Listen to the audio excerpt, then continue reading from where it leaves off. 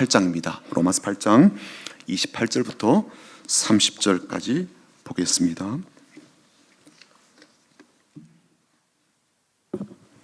로마서 8장이고요. 28절부터 30절까지 보겠습니다.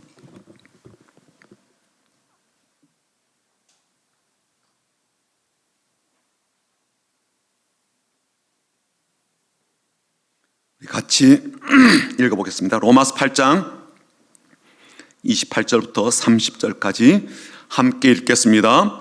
우리가 알거니와 하나님을 사랑하는 자 곧 그의 뜻대로 부르심을 입은 자들에게는 모든 것이 합력하여 선을 이루느니라. 하나님이 미리 아신 자들을 또한 그 아들의 형상을 본받게 하기 위하여 미리 정하셨으니 이는 그로 많은 형제 중에서 맏아들이 되게 하려 하심이니라. 또 미리 정하신 그들을 또한 부르시고 부르신 그들을 또한 의롭다 하시고 의롭다 하신 그들을 또한 영화롭게 하셨느니라. 아멘. 지난주에 춘분이 있었거든요. 이제 봄이 그야말로 완연하게 우리 가운데 도래하였습니다. 꽃나무들의 이제 꽃망울이 점점점 커지는 것을 보고 있고요. 어쩌면 이번 주에라도 활짝 터뜨리지 않을까 그런 기대가 되기도 합니다. 봄이라는 계절 속에 우리가 살면서 저는 이런 생각이 좀 들더라고요. 우리도 이 봄의 계절 속에 포함된 그런 존재다라는 생각이 좀 들었습니다. 봄의 일부분이다라는 마음이 드는데요. 이 각기 참 다양한 꽃들이 있지만 우리도 꽃나무 중에 하나가 아닐까 그런 생각이 들었습니다. 활짝 피어나서 많은 사람의 기쁨을 주는 꽃나무처럼 우리도 신앙적으로 활짝 피어나서 하나님께 큰 기쁨이 되는 그런 신앙적 꽃나무가 되었으면 좋겠는데요. 우리 그런 마음을 서로 품게 되도록 또 그런 마음가짐을 가지고 이 봄의 계절을 누리게 될 수 있도록 한번 앞뒤 좌우로 보시면서 인사하고 축복하겠습니다. 주님의 이름으로 축복합니다로 인사하겠습니다. 주님의 이름으로 축복합니다. 주님의 이름으로 축복합니다. 주님의 이름으로 축복합니다. 한번 인사하겠습니다. 주님의 마음으로 사랑합니다. 주님의 마음으로 사랑합니다. 주님의 마음으로 사랑합니다. 주님의 마음으로 사랑합니다. 이번 한 주간도 여러분의 삶이 꽃처럼 활짝 피어나기를 축복합니다. 제임스 클리어라는 사람이 있습니다. 이 사람은 어렸을 때부터 타고난 재능으로요 촉망받는 야구 선수였습니다.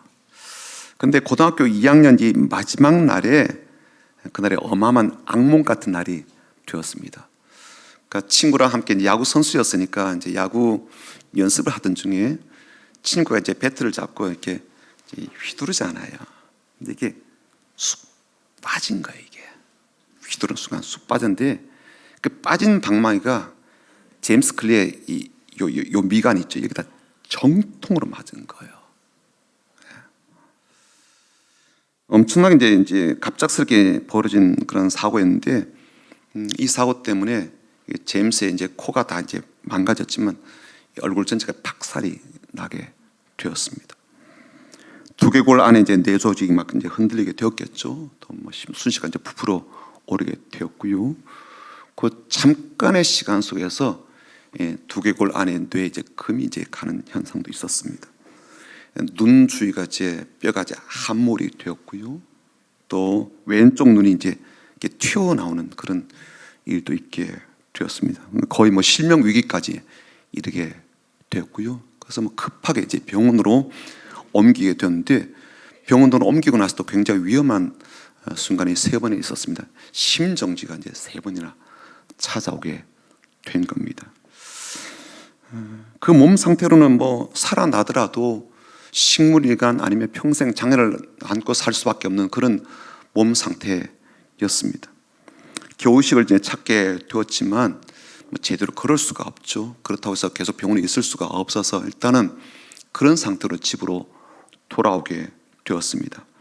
근데 이 제임스 클리어라는 이제 이 학생이요, 자기 몸 상태 보면 그야말로 낙심, 그야말로 좌절, 그야말로 이제 절망이었을 텐데 이 친구가 이제 그렇게 하지 않았던 거예요.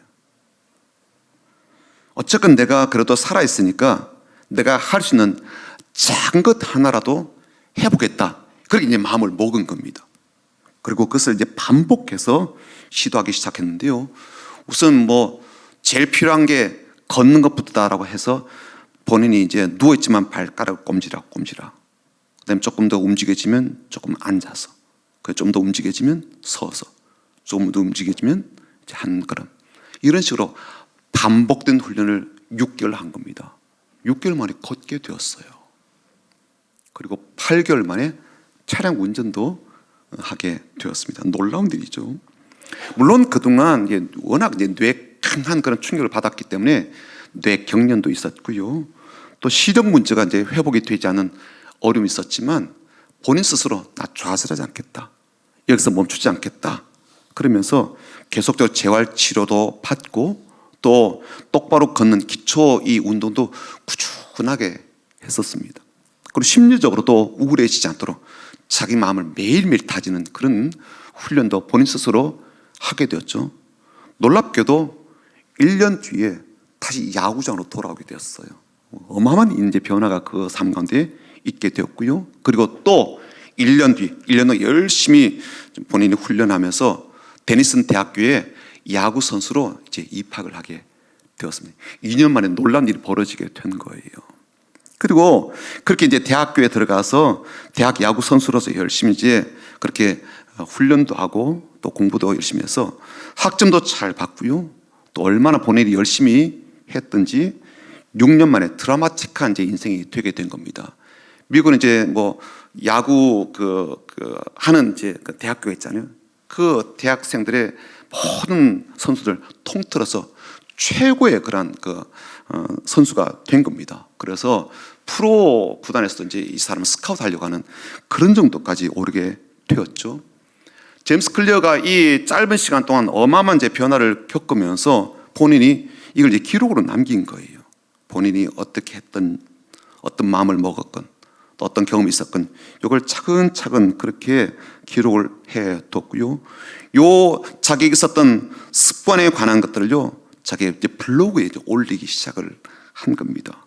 그리고 구독자가 이제 엄청나게 늘어나면서 내가 좀 더 전문적으로 공부를 좀 해야 되겠다라고 해서 뇌과학에 대한 것, 인문학에 대한 것, 그리고 상담에 대한 것 여러 가지를 공부하면서요. 이제는 그야말로 미국에서 자기 개발 최고의 전문가가 된 거예요. 이 사람 지금은 어떻게 됐는가 하면요. 이 사람의 블로그에 매월 100만 명 이상이 계속해서 방문을 합니다. 그리고요. 구독자가 50만 명이 넘는 뉴스레터를 발행하는 이 블로그, 이 파워 블로거가 되었고요. 뉴욕타임즈가 추천하는 그런 베스트셀러 작가가 되기도 했어요. 그리고 지금도 포춘 500대 기업에서 그야말로 이제 앞다투어 초빙하는 초빙 강사가 되었고요. 미국에는 이제 프로 농구, 프로 야구, 프로 여러 가지 미식축구 이런 이제 팀들이 있지 않습니까? 여기서 활동하고 있는 그 고급 선수들이 코칭을 받겠다라고 해서 그렇게 코칭을 해주는 일도 하고 있습니다. 그리고 구글이라든지 페이스북이라든지 IT 기업들에서 계속해서 먼저 좀 초청을 해서 강의를 듣겠다라고 하는 그런 사람이 된 겁니다. 작은 습관이 어마어마한 큰 이름을 발휘한다라는 이런 강연을 참 많은 사람들에게 해왔는데 본인도 그렇게 변화되었지만 그 강연과 강의를 듣고 참 많은 사람이 변화되는 그런 것을 보면서 이 사람이 이제 책을 썼어요. 그 책이 바로 아주 작은 습관의 힘이라는 이 책입니다. 저도요, 이 사연을 이제 우연히 접하고 나서 이제 이분의 책을 사서 읽어보게 되었는데요. 아주 작은 습관의 힘이라는 그런 이제 한글말로 이제 번역이 되었지만 원래 이제 원어 책은 이렇게 되어 있죠. Atomic Habits 이렇게 되어 있습니다. 그 제목이 참 저는 선명하게 다가오더라고요. 아주 원자같이 작은 그러한 습관이지만 이게 지속되게 되면 원자폭탄같이 어마어마한 위력을 발휘한다. 이제 그런 의미의 제목이니까 굉장히 크게 와닿았습니다. 자, 이 책을 이제 보면서요, 밑줄도 여러 번 이제 긋게 되고 무릎을 탁 치면서 이런 생각을 이런 게 있구나라고 깨닫게 되었는데요. 그럼 몇 가지만 좀 한번 소개를 좀 해 드려볼게요. 한 가지는요, 우리의 인생에 있어서 중요하다라고 여기는 게 이제 우리 선택이라고 생각하잖아요. 인생은 선택이다. 그리고 한 번의 선택이 그야말로 삶을 좌우한다. 그럴 정도로 선택에 대해서 마음을 참 많이 두고 있는데 실은요, 이 사람 뭐라고 이야기하는 면 선택과 연결되어 있는 습관이 더 중요하다. 습관이 더 중요하다. 그런 얘기를 하는 거예요. 결국 인생의 승패는 습관에 달려있다. 그렇게 이야기를 하는 겁니다. 성공한 사람은요, 성공하게 된 습관이 있다는 거예요. 실패하는 인생을 사는 사람에겐요, 실패할 수밖에 없는 습관을 그 사람이 갖고 있더라는 거죠. 설득 좀 되죠? 그렇지 않아요. 선택인 것 같은데 우리가 선택은 의식적으로 하지만 우리가 습관은 무의식 중에 하는 게 참 많잖아요. 근데 무의식 중에 하는 이런 습관들이 오히려 훨씬 더 많은 영향을 우리에게 준다는 거예요. 굉장히 좀 설득이 되더라고요. 또 한 가지는요, 이 성공에 이르는 이제 행위를 몸에 배게 하는 이 습관의 이제 과정에 대한 것인데 두 가지 중요한 것을 이야기를 합니다. 한 가지는 뭐냐면 습관은 과정 속에 우리는요, 보통 뭘 중요시 여기는가 하면 목표에 대해서 관심이 많아요. 뭘 할 거냐, 어떻게 할 거냐, 어디까지 갈 거냐, 이런 타켓을 정하는 것에 굉장히 마음이 많습니다. 그래서 나는 뭐 20kg를 뺄 거다, 뭐 책을 읽을 거다, 성경을 1년에 몇 도 하겠다, 이렇게 이제 목표를 정하는 걸 굉장히 크게 여기는데 이분은 목표가 중요한 게 아니다. 실은 정체성의 변화가 훨씬 더 중요하다. 그런 얘기를 하는 거예요. 우리에게 적합한 혹은 필요한 성취 가능한 이제 목표를 딱 세워두고 달려가는 것을 우리는 성공에 하는 방법으로 과정으로 생각을 하는데 제임스 클리어의 생각은 다른 거예요. 목표보다 더 중요한 것이 자기 자신에 대한 정체성이다. 그렇게 얘기를 합니다. 자신에 대한 생각, 자신에 대한 마음, 자기 자신에 대한 자부심, 이런 정체성의 변화가 없이는 성공에 이르는 이러한 것들을 습관화하는, 내재하는 과정이 어렵다라는 거예요.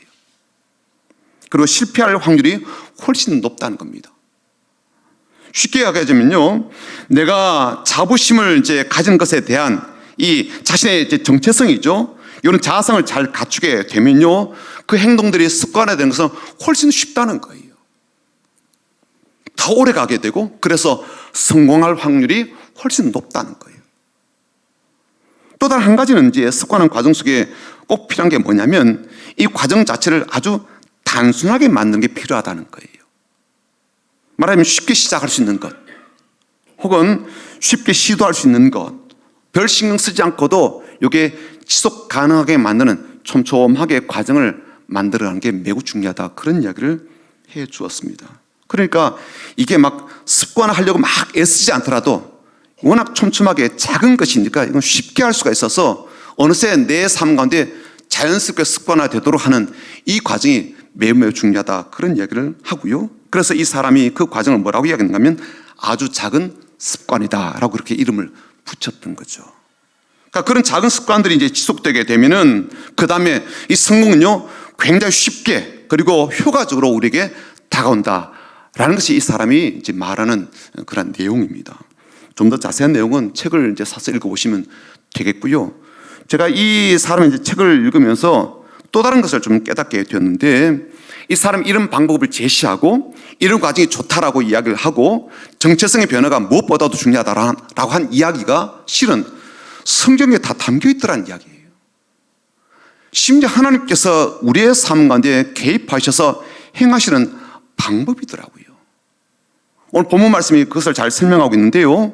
또 심지어 우리에게 도전하고 있는 부분이기도 한데 이렇게 돼 있죠. 삶을 행복하게 하고 성공적이게 하는 이 습관의 과정 속에 제일 중요한 것이 자기 자신에 대해서 자부심을 갖게 되는 이 정체성의 변화라고 그랬는데요. 오늘 본문이 바로 그것을 잘 이야기해 줍니다. 28절을 보십시오. 우리의 자존감을 높여주는 정체성에 대한 말씀이 28절에 나옵니다. 한번 볼까요? 읽어보겠습니다. 우리가 알거니와 하나님을 사랑하는 자 곧 그의 뜻대로 부르심을 입은 자들에게는 모든 것이 합력하여 선을 이루느니라. 이 짧은 한 문장 속에요, 우리에 대해서 두 가지 정체성을 이야기해 줍니다. 한 가지는 뭐냐면 하나님을 사랑하는 자, 그게 또 나오고요. 두 번째는요, 하나님의 뜻대로 부르심을 입은 자라는 두 가지 정체성에 대한 말씀이 나오게 됩니다. 여러분, 이 말 자체에 대해서 여러분 어떤 의미를 가진다고 생각을 해보셨습니까? 그리고 만약 이런 정체성을 하나님께서 우리에 대해서 생각하시고 우리에 대해서 기대하시고 또 우리에 대해서 선포를 하신 것이라면 정말 놀라운 일이 아닐까요? 우리가 우리에 대해서 갖고 있는 정체성은 어떤 것입니까? 여러분이 여러분 자신에 대해서 갖고 있는 정체성은 어떤 거예요? 제가 어릴 때 이야기를 이제 몇 번 말씀을 드렸습니다만, 제가 어릴 때 갖고 있던 이제 꿈이 있었어요. 어머니는 저한테 계속해서, 야, 너는 주의 종이 되어야 돼. 목사가 되어야 돼. 계속 말씀하셨지만, 저는 다른 아주 고상한 꿈을 갖고 있었습니다. 그건 뭐냐면은 트럭 운전수가 되는 거예요. 동네에 가끔 가다 트럭이 들어오거든요. 학교에도 이제 뭐 빵을 갖다 준다고 뭐 들어오기도 하고, 뭐 물품을 갖고 이제 들어오기도 하고, 동네에 들어오면 그렇게 운전하는 분이 멋있게 보이는 거예요. 어떻게 사람이 큰 차를 몰고 다니지? 그래서 그 트럭이 들어오면요, 뒤에 매연이 많이 나오잖아요. 그 매연이 그렇게 좋아서 막 따라다녔습니다. 이렇게. 지금도 왜 그 여성분 가운데는 남자들이 한 손으로 운전하면 이게 뭐, 예? 저도 그런 마음이 들었습니다. 물론 그게 뭐 나쁜 건 아니에요, 그렇죠? 뭐 트럭 운전수가 되는 게 나쁜 건 아닙니다만, 하나님께서 주신 정체성은 다른 거였죠. 나를 향해서 다른 정체성을 갖고 계셨고 기다리고 계셨죠. 하나님은 우리에게 그런 마음이 있으십니다. 하나님 사랑하는 사람이 되기를, 하나님 뜻대로 부르심 받은 사람이라는 것을 잊지 않으시기를 바라신단 말이에요. 하나님은 목적과 뜻이 있어서 우리를 부르시고요, 우리를 이제 이끌어 가시는데, 우리를 향한 그 정체성을 우리가 늘 마음에 품고 있기를 바라시죠. 그런 사람의 이 자존감, 그런 사람의 그 자존심은 남다를 거예요. 그렇죠? 하나님께서 내게 향하신 그 정체성에 대해서 잘 받아들이는 사람이라면 굉장히 자존감이 높을 거라고요. 그리고 또 한 가지 우리 향해서 하신 중요한 표현이 있는데요, 그건 뭐냐면 29절에 보시면 미리 아신 자들이라는 표현이 나옵니다. 그렇게 시작하죠. 하나님이 미리 아신 자들을 또한 그 아들의 형상을 본받게 하기 위하여 미리 정하셨으니 이는 그로 많은 형제 중에서 맏아들이 되게 하려 하심이라. 여러분, 미리 아신 자들이다, 이 말을요, 하나님은 그냥 신이고 모든 것을 다 아시는 분이니까 모르는 게 없어, 다 알고 있어, 뭐 그런 정도의 의미로만 받아들이는 것은 좀 곤란하다, 뭐 그런 생각이 좀 듭니다. 왜 그런가 하면요, 우리 양을 치는 목자를 한번 보자고요. 이 목자를 보게 되면 양들의 습성을 참 잘 압니다. 양들이 어떤 습관을 갖고 있는지, 어떤 부분에 약한지, 양이 또 고집 세다는 것도 잘 알고 있죠. 그리고 양이 좀 어리석은 어떤 행동들도 하게 되거든요. 그래서 길을 잘 잃어버리기도 합니다. 시력이 좋지 않으니까 뭐가 뭔지 잘 분간도 하지 못하는 이런 약점들이 있죠. 그러다 보니까 양들 볼 때마다 목자는요, 속이 터지는 겁니다. 잘 따라주는 양도 있겠죠. 하지만요, 삐딱선을 타고 있는 양들은 또 왜 없겠습니까? 속이 터지는 거예요. 그런데 그걸 다 알면서도 목자는요, 양을 위한 목자가 되겠다는 거거든요. 그리고 그 양들을 내 양이라 그렇게 말을 합니다. 이 목자는요, 양을 한 마리 한 마리 개개인적으로 그렇게 알지 무리로 보지 않습니다. 양의 얼굴 하나하나를 알죠, 기억하죠. 그리고 그 얼굴에 저마다의 사연이 있다는 걸 다 알고 있습니다. 그리고 각자 이름을 붙여주고요. 애완동물 키우는 분들 보니까요, 다 그 친구들 이름을 붙여주더라고요. 그렇죠? 그리고 여러 마리 입양하더라도 꼭 이름을 다 붙여주고 이름을 불러주죠. 우리가 볼 때는 그놈이 그놈 같은데 주인은 안 그렇잖아요. 그리고 그 동물의 습성을 잘 알아서, 우리가 볼 때는 아파서 저러는지 좋아서 그런지 잘 모르는데 이 주인들은 잘 캐치해가지고 금방 보살펴주고, 그게 안 되면 곧바로 동물병원으로 데리고 갑니다. 그래요. 하나님이 그러신 분이신 거죠. 우리가 어떤 존재인지를 이미 알고 계십니다. 미리 알고 계셔요. 그럼에도 불구하고 여전히 우리를 위하신다는 것이 놀랍다는 거죠. 오죽하면 우리를 잊지 않으시려고 하나님의 손바닥에 우리의 이름을 새겨두셨다 그랬겠습니까? 잊지 않겠다는 의도로. 물론 하나님께서 잊지 않으시죠. 그럼에도 불구하고 그 표현 자체가 우리가 주는 의미가 깊잖아요. 너 이름 절대로 안 잊어버릴 거야. 잊을 수가 없지. 너 내 거요. 그렇지, 이름을 손바닥에 쓰신다니까요. 하나님은요, 우리를 미리 아십니다. 완벽하게 아시죠. 그래서 우리를 부르십니다. 우리의 이름을 따뜻하게 불러주시죠. 친밀하게 불러주십니다. 자랑스럽게 불러주십니다. 존귀하게 불러주십니다. 우리가 뭔가 잘했으면 아니에요. 하나님 앞에 뭔가 놀라운 일을 했기 때문만은 아닙니다. 그분이 나를 아시게, 미리 아시게, 이미 아시게 우리를 그렇게 부르시는 거죠. 사랑스러워서, 사랑해서, 자랑스럽게 여겨서 무한한 애정을 갖고 있기 때문에, 그리고 긍휼히 여기시고 잊지 않으시게 우리 이름을 부르시는 겁니다. 두 번째 우리가 좀 깊게 생각하게 되는 게 뭐냐면요, 그렇게 하나님께서 뜻대로 부르시고 또 미리 아시고 부르신 그 하나님의 궁극적인 뜻이 뭐냐, 우리를 향한 목표가 뭐냐라는 것에 대한 우리 의문점이 있죠. 우리의 삶을 위해서도요, 변화를 위해서 계획들을 세우지 않습니까? 목표가 없고 목적이 없는 그러한 인생은 거의 없고요, 그리고 그렇게 목적이 없다면 성공을 이룰 수도 없을 겁니다. 그렇다면 당연히 우리도 하나님께 여쭤보게 되죠. 하나님께서 나를 미리 아시고 그렇게 부르셨다면 무슨 목적으로 부르셨습니까? 하나님께서 나를 향하신 목표는 뭡니까? 라고 묻지 않을 수가 없습니다. 하나님께서 우리를 향하여 품고 계신 최종적인 목표가 30절에 나와 있어요. 30절 같이 읽어볼까요? 30절입니다. 함께 읽습니다. 또 미리 정하신 그들을 또한 부르시고 부르신 그들을 또한 의롭다 하시고 의롭다 하신 그들을 또한 영원롭게 하셨느니라. 미리 아시고 미리 정하시며 특별히 우리를 의롭다 하시지만 그것을 넘어서서 최종적으로는 우리를 영원롭게 하시고자 하는 목표와 목적을 주셨다는 거예요. 여러분, 한 사람의 삶을 영원롭게 한다, 이게 무슨 뜻인가 라고 좀 감이 안 올 수가 있는데요, 아브라함을 좀 예로 좀 들어볼게요. 아브라함 고향이 갈대아라는 땅의 우르라는 지역이었죠. 그리고 그 지역에서 아버지와 함께 뭘 하며 살았는가 하면 우상을 깎아서 혹은 우상을 만들어서 파면 그 수익금으로 먹고 살았던 겁니다. 우리가 볼 때는요, 하나님께서 보실 때 이 사람은 하나님의 어떤 그런 백성이나 하나님의 어떤 특별한 그런 선물과 복을 받을 만한 사람이 아닌 거죠.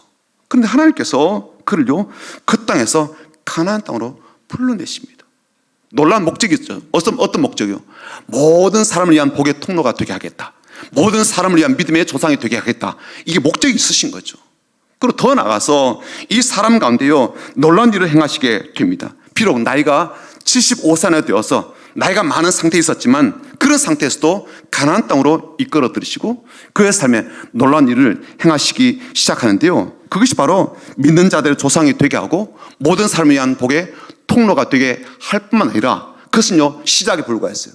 그 다음에 어떤 거냐면 그 사람의 후손을 통해서 하나님의 아들이신 예수 그리스도가 이 땅에 오게 하시는 그런 일을 행하신 거죠. 얼마나 놀라운 일입니까? 우상장수의 아들인데, 그리고 그 땅에 살았더라면 어느 누구도 알지 못했을 그런 인생인데 하나님요, 그를 부르셔서 얼마나 영화롭게 하셨는가 하면 하나님의 아들을 그의 후손으로 보내고 그 이름을 턱하니 예수의 족보의 제일 앞자리에 서게 하시더라고요. 그래서 마태복음 1장 1절에 어떻게 시작하는지 아십니까? 이렇게요. 아브라함과 다윗의 자손 예수 그리스도의 계보라. 아브라함 이름을 그렇게 써주신다고요. 예수는 족보의 제일 앞자리에. 이런 영광스러움이 어디 있겠습니까? 아브라함은 꿈도 꾸지 않았던 일이죠.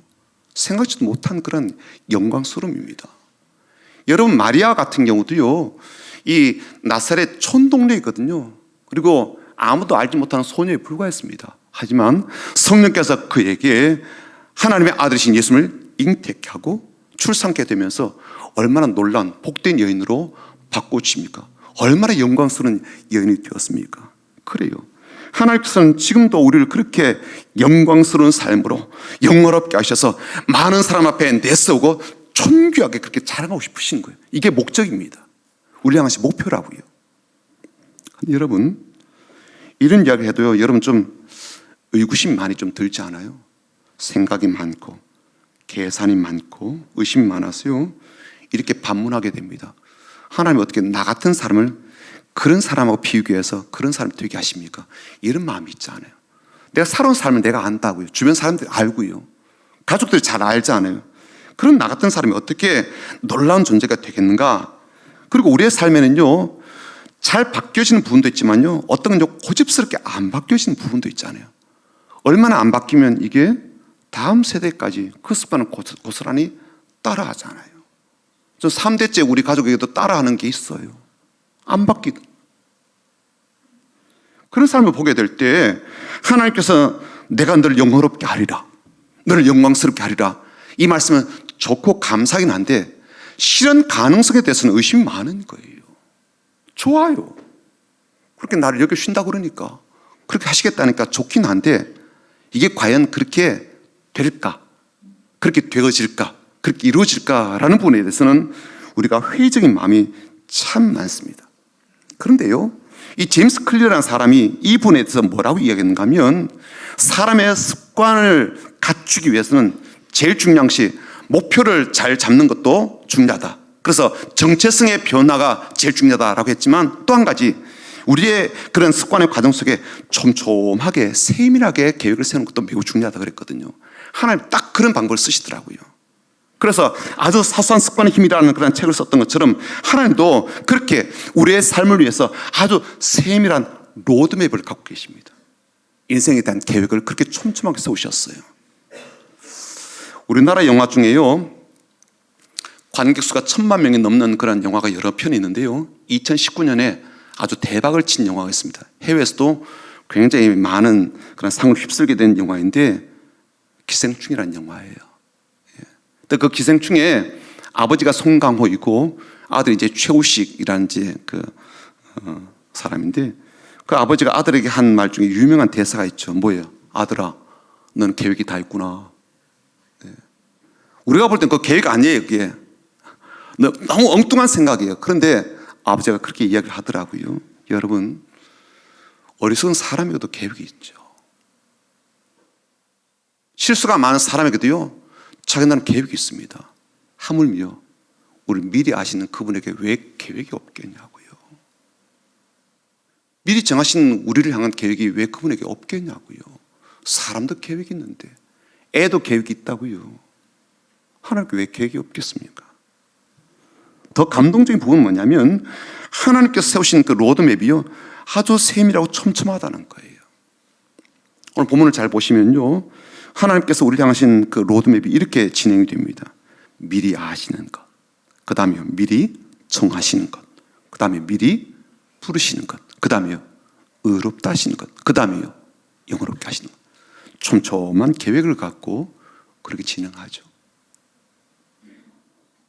무턱대고 한꺼번에 막 그렇게 밀어붙이지 않습니다. 차근차근 세밀하게 단계를 밟아가도록 그렇게 나눠 놓으셨죠. 전 그랬어요. 하나님이 참 무서운 분이다, 그런 생각이 드는 거예요. 어떤 면에서 너무 치밀한 거예요. 너무너무 세밀한 거예요. 아주 촘촘한 계획을 갖고요, 사람을 이렇게 변화의 과정 속에 집어넣어가지고 그렇게 이끌어 가신다고요. 그래서 무섭다고요. 사실 우리가 어떤 사람입니까? 우리의 실수가 많잖아요. 그 실수가 넘어지면 하나님이 아신다고요. 우리가 죄와 또 여러 가지 많은 것들에 의해서 넘어지는 경우도 많고요, 이기적 욕심에 사로잡혀서 일을 거르칠 때도 있고요, 게다가 세상의 유혹에 종종 굴복하기도 합니다. 심지어 하나님마저 우리가 배신할 때도 있지 않습니까? 그걸 다 아신다는 거예요. 또 미리 아셔요. 미리 아시면서 그것을 다 고려하셔서 이런 놀라운 로드맵을 딱 만드시고 그 과정에 우리를 집어넣으셔서 하나님이 어떻게 하신다고요? 영광스러운 존재로 우리를 바꿔 가신다. 그러니까 이게 너무 놀랍고 무섭기도 하다는 거예요. 우리의 삶이 결국에는 예수의 성품을 닮아가도록 그런 목적과 궁극적인 목표를 두시고 차근차근 벽돌 한 장 한 장 쌓아가듯 한 걸음 한 걸음 나아가듯, 제임스 클리어가 자신의 삶이 회복되기까지 아주 사소한 작은 하나 습관들을 장착해 가듯 그렇게 하신다는 거예요. 그래서 오늘 말씀 보게 되면요, 하나님이 아주 자신 있게 선포하신 말씀이 있습니다. 28절이에요. 한번 읽어볼까요? 28절입니다. 같이 읽어보겠습니다. 우리가 알거니와 하나님을 사랑하는 자, 곧 그의 뜻대로 부르심을 입은 자들에게는 모든 것이 합력하여 선을 이룬다. 모든 것이 합력하여 선을 이룬대요. 여러분, 우리의 삶 가운데 수많은 일들이 있었습니다. 의식적으로 선택한 것도 있고요, 무의식 가운데 선택되어진 것도 너무너무 많습니다. 어쩌면 의식에서 선택한 것보다도요, 그냥 자동적으로 되어진 일들이 훨씬 더 많습니다. 우리가 기억하지 못하는, 일상생활에서 많은 일들이 진행되었지만 내가 의식하지 못한 참 많은 것들이 있고요, 그런 것들 속에는 어떤 것들은 내가 내 발등 찍었구나라는 것도 다 포함되어 있죠. 좋은 것만 있지 않잖아요. 나쁜 것도 많다.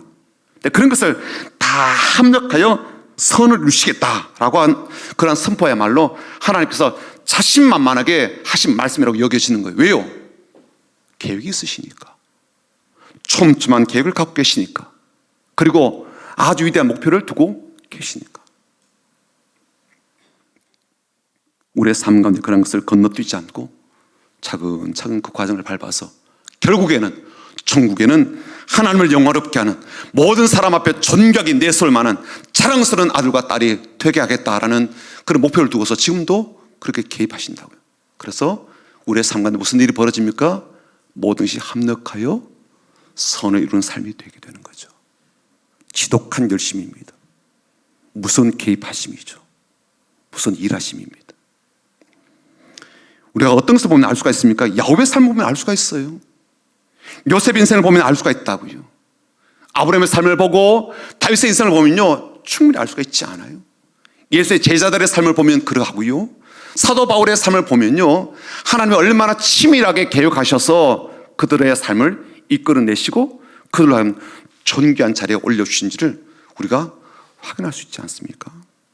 그래서 이 구약시대 때 신자들이 가장 좋아했던 성경 구절이 뭐냐면요, 이런 구절입니다. 여호와 열심히 일을 이루시리라. 여호와 열심과 열정이 이것을 이루신다라는 그런 말씀이에요. 이 성경 구절에 들어간 것을 제가 몇 군데 찾아보았는데요, 열왕기하 19장 31절입니다. 한번 같이 읽어볼까요? 같이 읽겠습니다. 남은 자는 예루살렘에서부터 나올 것이요, 피하는 자는 시온산에서부터 나오리니 여호와의 열심히 일을 이루리라 하셨나이다 하니라. 이사야 9장 7절 말씀 읽어옵니다. 그 정사와 평강의 도함이 무궁하며 또 다윗의 왕좌와 그의 나라에 군림하여 그 나라를 굳게 세우고 지금 이후로 영원히 정의와 공의로 그것을 보존하실 것이라. 만군의 여호와의 열심히 일을 이루시리라. 또 한 군데도요, 이사야 37장 32절 말씀. 이는 남은 자가 예루살렘에서 나오며 피하는 자가 시온산에서 나올 것임이라. 만군의 여호와 열심히 일을 이루시리이다. 그분의 열심이 얼마나 대단하고 얼마나 견고하고 얼마나 강한지 이 땅에 그것을 대항할 만한 세력이 없는 거예요. 하나님의 고집을 이길 사람이 없다는 거예요. 하나님의 열심을 이길 만한 열정이 없다는 거예요. 그분의 열심을 중단케 할 만한 어떤 방해, 심지어 우리의 실패와 우리의 문제도요, 그것을 막지 못한다는 거거든요. 우리에게 그토록 문제가 될 만한 것도요, 그분에게는요 문제가 되지 않습니다. 그래서 어떻게 해요? 모든 것이 합력하여 선한 것을 이룰 거야, 그렇게 말씀하시잖아요. 얼마나 자신 있으시면 그렇게 말씀하시겠냐고요. 우리는 그러잖아요. 살아봐야 알지. 천국이 있네 없네 그거 죽어봐야 알아, 그러잖아요. 하나님이 얼마나 우리의 삶에 대해 자신이 있으시면 모든 것을 합력하여 선을 이루겠다고, 우리의 삶을 영화롭게 하겠다고 말씀을 하시겠습니까? 사는 성도 여러분, 그렇습니다. 우리의 삶이 좀 불안전할 수 있어요. 그래서 불안할 수도 있고요, 내일에 대해서 좀 기대를 가져야 되겠지만 지금 살고 있는 삶이 좀 지지부진해가지고 내일에 대해서 별로 기대가 안 되는 삶일 수도 있습니다. 하지만 하나님 그런 삶이라 하시다도요, 여전히 아주 높은 목표를 갖고 계시죠. 영광스러운 존재가 되고 영화로운 존재가 되게 하는 목적 한 번도 거두신 일이 없다고요. 내가 실패했었어도, 내가 잘못 살았었어도, 내가 나를 보면서 내가 내 발등 찍었구나 그런 순간들이 있었다 할지라도 하나님은 한 번도 목표를 하향 조정하신 일이 없다고요. 그렇죠? 아브라함, 네가 거짓말을 그렇게 잘했구나, 알았어. 목표를 낮춰야 되겠다. 다윗이 그렇게 실패했구나. 목표를 낮춰야 되겠다. 야곱이 그렇게밖에 못 살았구나. 목표를 낮춰야 되겠다. 그러신 일 없다고요. 여전히 그 목표, 그 목적 향해서 촘촘한 계획을 세워서 그 로드맵 따라서 지금도 우리를 이끌어 가시는 것이죠. 과정 건너뛰지 않고 그것이 우리의 삶에 잘 장착이 되도록, 그래서 예수의 성품 닮아가고 예수 향기를 가득히 풍기며 누가 보더라도 내 아들이요, 자랑스러운 내 딸이다라고 자랑하게끔 그렇게 될 만한 그런 삶으로 바꿔가시기 위해서 지금도 하나님은 그렇게 열심히 일하고 계십니다. 그분의 열심 때문에, 그 하나님의 열정 때문에 지금도 우리의 삶은 합력하여 선을 이루는 삶이 되게 되겠고요, 하나님이 목표하신 바 그 목적은 반드시 우리의 삶을 통해서 이루어지게 되는 겁니다. 그런 믿음을 갖고 힘있게 살아가고 또 그런 믿음을 가졌기 때문에 기꺼이 주께 내 삶을 들여서 차근차근 그 계획을 따라, 내 계획이 아니라 하나님의 계획을 따라 로드맵 따라서 차근차근 달려나가는 귀한 삶이 되기를 주의 이름으로 축복합니다. 아멘. 우리 이 땅에 내 삶이 라는 찬양 같이 부르고요, 함께 기도 올려드리겠습니다.